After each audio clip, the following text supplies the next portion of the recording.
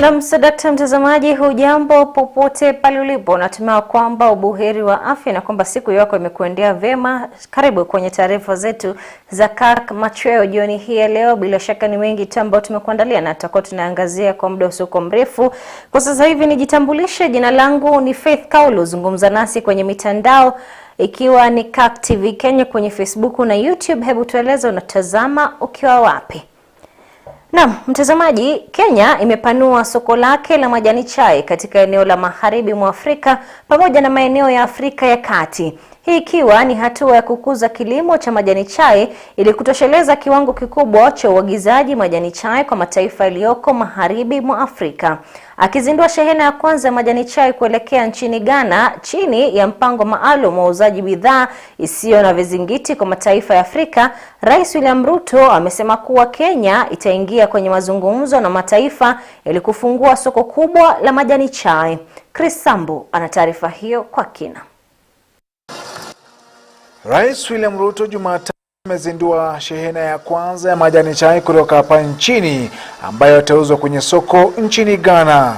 Kenya ikipanua soko lake kuelekea Afrika Magharibi katika kunufaika na mpango maalum wa uuzaji bidhaa usio na vizingiti kwa mataifa teule ya Afrika. Hii ikiwa shehena ya kwanza ya majani chai kupelekwa kwenye soko la Ghana.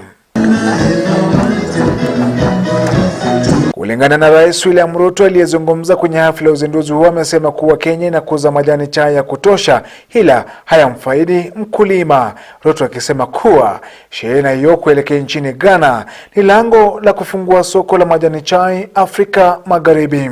The infrastructure provided by the Africa Continental Free Trade Area of making it easier for us to overcome all barriers to trade and all barriers to doing business with ourselves in this continent is a very significant step in making Africa overcome its challenges of investment and its challenges of trade. Akizungumza kwenye ukumbi wa kimataifa wa KICC, Ruto amesema kuwa mpango huu maalum ni kufumbua macho, akidokeza kuwa mataifa barani Afrika hayawezi kuwa yanaagiza majani chai kutoka mataifa ya kigeni wakati Kenya inaweza kutosheleza soko. We need a brand, a Kenyan brand. And we are going to work with Keteba, we are going to work with all the other players so that together we can focus. For a very long time, Kenya has produced tea that has helped everybody brand their low quality tea. I think it is time we help ourselves. We have helped everybody, which is fine, but it is time we ourselves take the advantage of our good quality tea and brand it, and anybody else who wants to use our good quality tea must come and work with us. Kenya ni miongoni mwa mataifa yanayoendesha kilimo cha majani chai kwa kiwango kikubwa duniani, ila kulingana na Rais William Ruto, wakulima hawapati mapato sawia na mauzo yao. In the next 5 years, we must move our value added tea from 5% to 50%. Today we are adding value to only 5% of our tea. I want to tell the ministry it's not going to be business as usual. We are going to move our value added tea for export from 5% to 50%. At the minimum, I am talking about at the minimum. Our competitors are producing maybe 60% of quantities like us, but they are earning 3 times because they are adding value. Akiagiza Wizara ya Biashara nchini kufanya mazungumzo na mataifa barani Afrika ili kupanua soko la Kenya, mpango wa African Continental Free Trade Area ukiwa na nafasi bora ya kuimarisha soko la bidhaa miongoni mwa mataifa ya Afrika. There is absolutely no reason why people in the African continent go to buy tea from other markets when we have our own very high quality tea that we can provide to them at the same price at which they are buying tea from other parts of our globe. This is the most significant step as far as the success of the African continental free trade is concerned. And so today is the beginning of us reversing that trend, which has sustained over the last 60 years or so, where we as Africans are taking the initiative, accelerating industrial development and accelerating Africa's capacity to export. Mpango huu unaruhusu mataifa kufanya biashara kuzidi kiwango cha vizingiti vya hapo awali, huku Kenya ikiwa miongoni mwa mataifa 6 ambayo yanafanyia majaribio mpango huo. Mataifa mengine ni nchi ya Tanzania, Ghana, Rwanda, Misri na Cameroon. Chris Sambu, Kirk Machweo. Kwingineko, naibu wa rais Rigathi Gachagua amemkabidhi mrithi wake katika ofisi ya CDF huko Mathira, kaunti ya Nyeri, majukumu yake na ofisi, huku akisema kuwa tayari amempa mwelekeo wa namna ya kuendeleza maisha ya wakazi wa eneo bunge hilo. Wakati huo mtazamaji, naibu wa rais ametumia fursa hiyo kutoa shukrani kwa wakazi wa Mathira kwa kuunga mkono yeye pamoja na Rais William Ruto kwenye uchaguzi mkuu uliokamilika na kuhakikishia kuwa ahadi walizotoa bila shaka watazitimiza. Issues when bad politics crept in, the dam is halfway done, the pipes have been laid, some tanks have been constructed. It's something he needs to follow up on a daily basis, to make sure that dam is complete and the people of Ruguru, Kirk and Konyo have water for domestic purposes and irrigation as well. I have briefed him on the improvement of our education standards and the journey that we have taken to restore the glory of Mathira as Mathira Yagedomo, and I have shared with him my thoughts of what he needs to do so that we can restore our lost glory in matters education. I have briefed him on the general security situation in the constituency and urged him to keep an eye on the work of our security officers and to get interested in what is going on so that where interventions are required, he can make those interventions. In a nutshell, mtazamaji, ni siku ya maadhimisho ya kuwakumbuka walimu kote ulimwenguni. Sasa humu nchini sherehe hizo zimeandaliwa katika shule mbalimbali. Walimu na washikadau wa sekta elimu wakiungana kuadhimisha siku hii. Sasa hapa jijini Nairobi, maadhimisho hayo yamefanyika katika ukumbi wa taasisi ya mafunzo ya serikali, walimu wakienziwa kwa juhudi zao za kuwafunza wanafunzi. To this effect, the government supplied learners digital devices, teacher digital devices, and projectors to primary schools. The integration of information, communication, and technology has been identified as one of the flagship projects to be used by teachers as a vehicle for delivering quality education. To encourage teacher digitization, the Ministry of Education identified ICT competencies for teachers, administrators, and education managers to ensure all levels have the necessary skills for ICT leadership. In addition, the Kenya Institute of Curriculum Development created appropriate digital content. Mtazamaji, waziri wa afya Uganda Daktari Jane Ruth Osero ametangaza kuwa taifa hilo limempoteza daktari wa pili kwa virusi vya Ebola, huku Wakenya wanaoishi mpakani wakizua hofu kutokana na uwezekano wa kusambaa kwa virusi hivyo. Daktari Nabisubi Margaret nchini Uganda ameaga dunia baada ya kuambukizwa virusi vya Ebola na kukabiliana na ugonjwa huo kwa siku 17 mfululizo. Ni taarifa iliyochapishwa na Waziri wa Afya Uganda, Daktari Jane Ruth Osero kwenye mitandao yake akithibitisha kifo chake Nabisubi.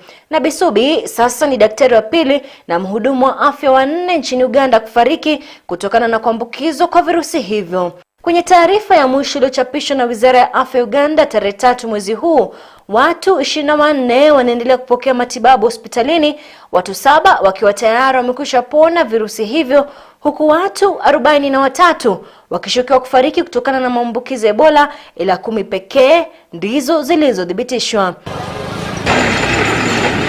Hata hivyo, Rais wa Uganda Yoweri Museveni ametangaza kuwa taifa hilo limeweka mikakati thabiti ya kukabiliana na ugonjwa wa Ebola nchini humo. Hii ni licha ya taifa hilo kutofunga mipaka yake ili kukabiliana na msambao wa Ebola kwenye mataifa jirani.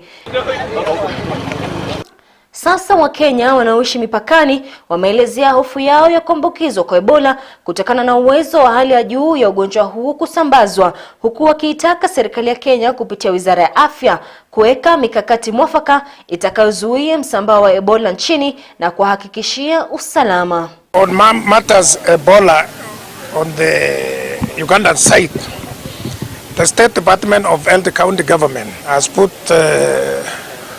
on a lot of measures to protect the Kenyans from the spread of Ebola.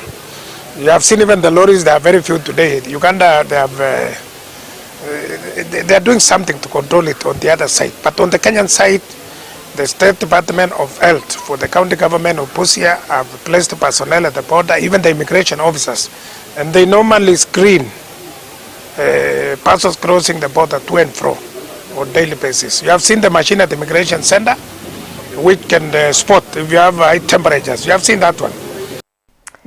Mtazamaji, wezi wa mifugo wamevamia wakazi wa eneo la Turkana Kusini na kuiba mifugo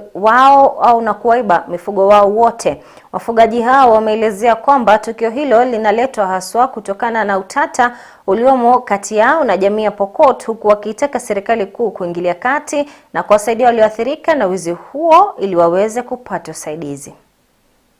Ya kwanza kwa wakazi wa Turkana Kusini kuvamiwa na wezi wa mifugo, vile majambazi.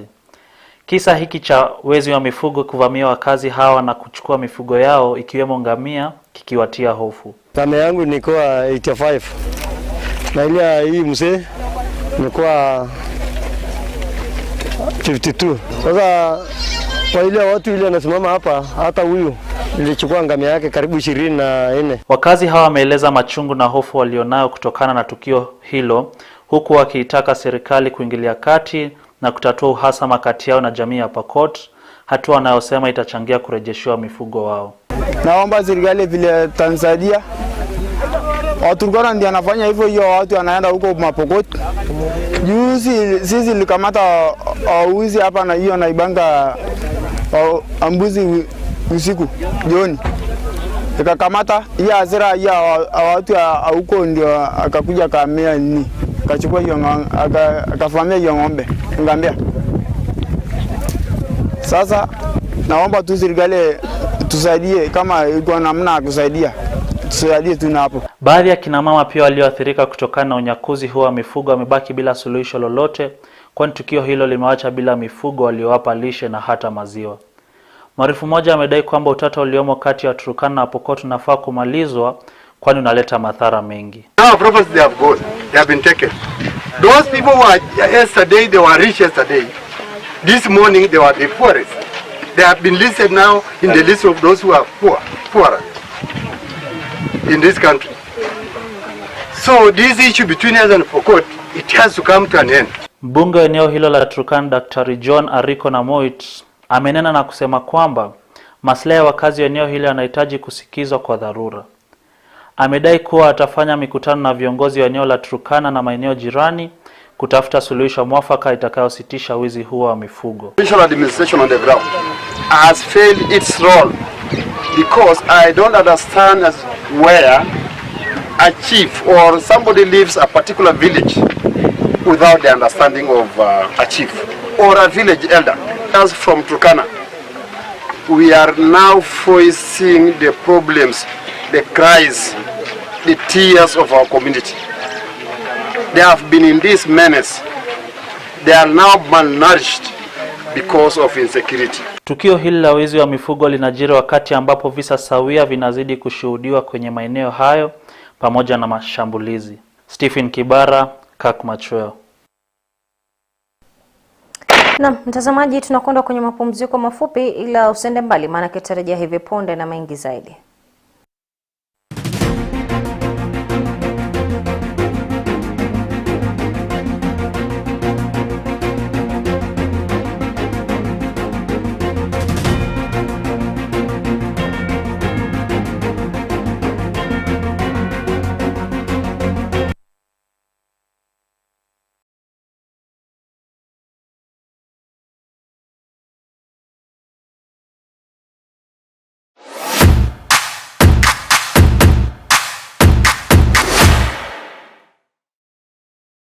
You, our customer, is the king. Here's a whole week dedicated to you. Thank you for trusting us to serve you. Happy Customer Service Week. Karibu Kirk TV.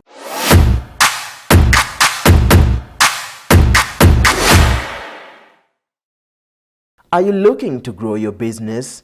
Kirk TV offers you a variety of advertising opportunities to suit your budget. Advertise with us today and reach your potential customers countrywide. For more information, email us on sales@kirktv.org or call 011 00 90 647.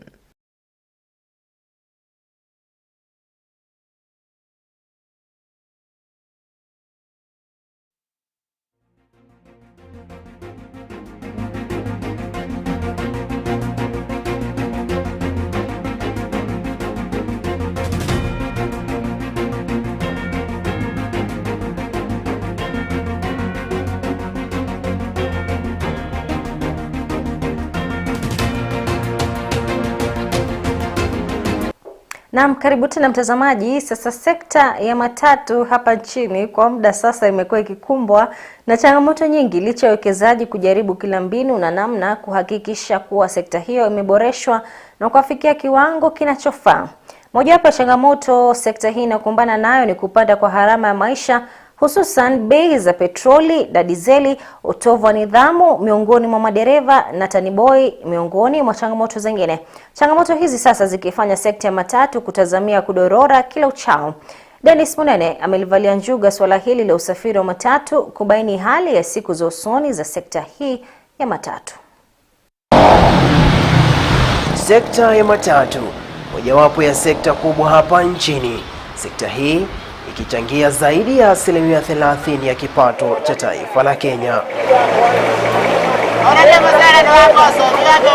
Biashara hii ikionekana kunoga mno na kuwavutia wawekezaji kutoka pande zote la taifa la Kenya kuwekeza katika sekta hii inayodhaniwa kuwa yenye minofu minene. Lakini hata hivyo, utovu wa nidhamu na washuhudiwa miongoni mwa taniboi wanapowashughulikia wasafiri ni mojawapo tu ya mambo ambayo yanayodhalilisha sekta hii ya matatu. Video hii iliyonaswa kwa kamera ya simu inaonyesha vijana hawa wakining'inia kwenye lango la gari hili linaloonekana kwenda kwa mwendo wa kasi mno.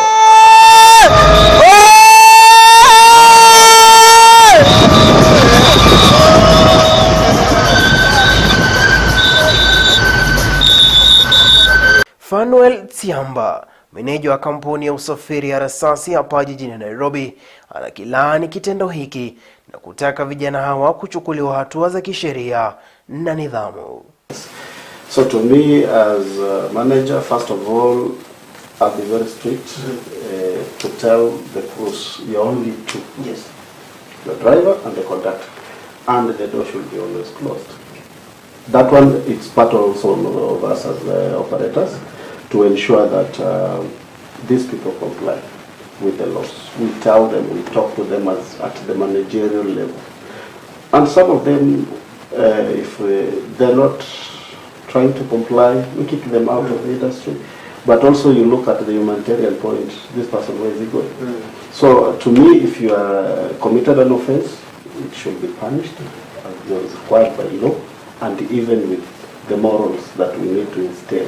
Lakini hata hivyo, licha ya biashara hii kudhaniwa kuwa yenye kipato cha juu, ni mengi yanayoendelea katika sekta hii usiyajua, ikiwemo hasara wawekezaji wanazopata, hasa wakati huu uchumi wa taifa la Kenya umedorora. Wilfred Bosire, mwenyekiti wa chama cha matatu hapa jijini Nairobi, anathibitisha madai haya kwa kuitaka serikali kupitia Wizara ya Usafiri kuangazia upya kanuni za namna uendeshaji wa biashara ya sekta ya matatu utakavyofanyika. There are several dysfunctional issues in the industry, and I think we need to have a sober government to listen to us. Our judicial system is punitive to the traffic offenders, most of the crews. And we need to have a reform in that. Aidha, wahudumu wa matatu wameitaka serikali kushusha bei ya mafuta ya petroli na dizeli ili angalau wavune kilicho chao licha ya hali mbaya ya uchumi.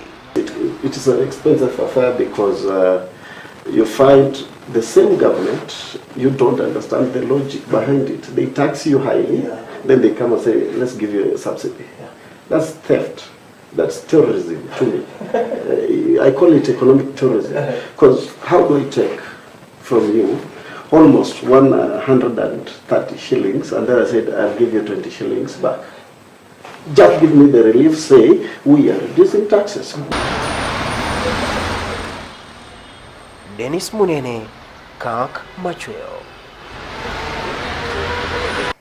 Na mtazamaji, mengi yamesema kuhusiana na sekta hii ya matatu, hususan ikiwemo utovu wa nidhamu, nitasema nauli ya juu vile vile. Sasa Steven Kibara aliweza kuzungumza na madereva pamoja na matani boy ili kuweza kutathmini upande wao wanasemaje kuhusiana na sekta hii. Swala moja kuu walilolitaja mtazamaji ni kuwa sekta hiyo ni sekta muhimu, huku akiitaka serikali yake Rais William Ruto kuipa kipaumbele. Alafu vile watashauriana na maafisa wa usalama ambao wanatutatiza sana hapa barabarani. Unaona, ama waweze kutunga sheria zile ambazo zitarahisisha mambo ya usafiri, transport, unaona. Kwa sababu hapa barabarani sana sana makarau ndio huwa wanatuhangaisha sana. Kisafiri kidogo karau anakushika na kwambia maybe uko na shida fulani gari, na hiyo inatucost, unaona. Na hivyo ndio mimi naona serikali iwapo itaamua kutusaidia kama sisi watu wa matatu ni kuporeza. Serikali isitufinye sana haswa makarau. Uchukuzi wa barabara hapa kazi ya matatu. So ni uti wa mgongo wa economy wa nchi, sio Nairobi peke yake. Kando na ukulima, uchukuzi ndiyo hata ingefaa ikuwe ya kwanza. Nyingine ni kushikwa ovyo ovyo na maaskari na nini na tunajitetea. Economy saa hii vile iko si mbaya sana kama wakati wa corona. Sasa kwa saa hii vile mafuta imepanda, imechangia biashara, gari ipati pesa sababu mafuta ni pesa mingi, inakunywa pesa mingi mafuta, inaweka pesa kidogo. Hata hali hiyo tunasema tunaomba serikali ipunguze mafuta. Si biashara. Sasa si biashara, hata ni haso tu, ile uwezi lala, lakini si kazi. Usisema tu umetoka wera gani yenye utoki na do. Si kazi unafanyaka, utatoka na mshahara. Sasa hiyo hailipi kulingana na mimi. Bei ya mafuta na watu kukosa pesa. Sasa wenye tunabeba, tuseme for example kama mimi, kuna wale watu wenye nawajua, tunajuana na ndio nimeishi kuwabeba miaka kama 10. Huyo mtu anamwambia mafuta imepanda, alafu kwani yeye ameongezewa pesa na nani? Kwingineko, maafisa wa usalama wamenasa misokoto ya bangi ya takriban shilingi 1,300 iliyokuwa imepangiwa kusafirishwa hadi kaunti ya Mombasa. Misokoto hiyo ya bangi ilinaswa katika kituo cha basi cha Kisumu, ambapo ilikuwa imefungwa kama beli ya usafiri iliyokuwa na ndizi na chupa za chang'aa.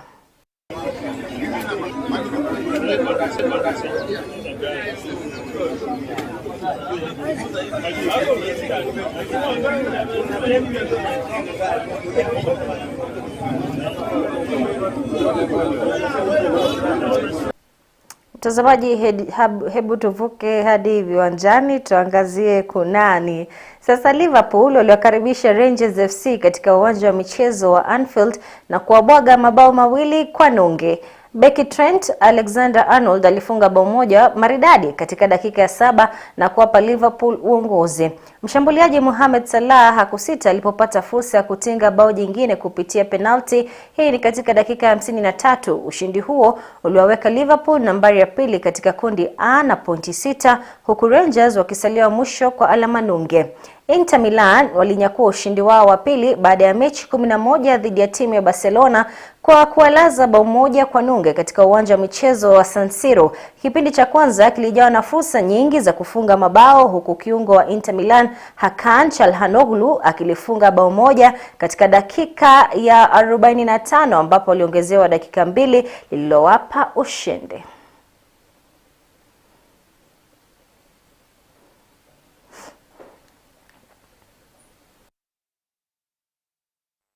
Itarejea mwezi huu baada ya kusitishwa kwa miaka 2 kutokana na janga la corona. Hii itakuwa ni ligi ya kuanzisha msimu wa rugby humu Kenya, huku timu 22 zikihusika katika michuano hayo, ikiwemo vyuo vikuu na raga ya wanawake.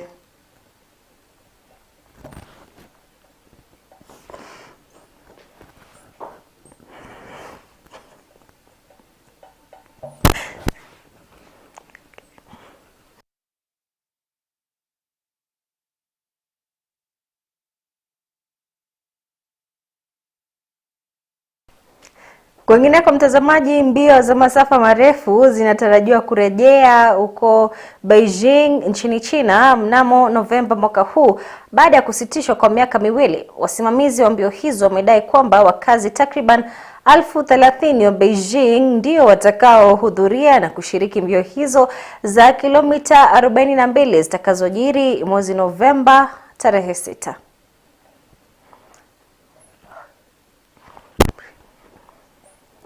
Mtazamaji, kufikia hapo hatuna la ziada ila kutamatisha taarifa zetu jioni hii ya leo.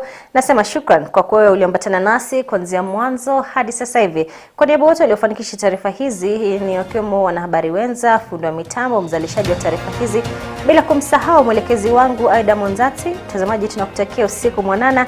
Mimi ni Faith Kaulu. Kwaheri.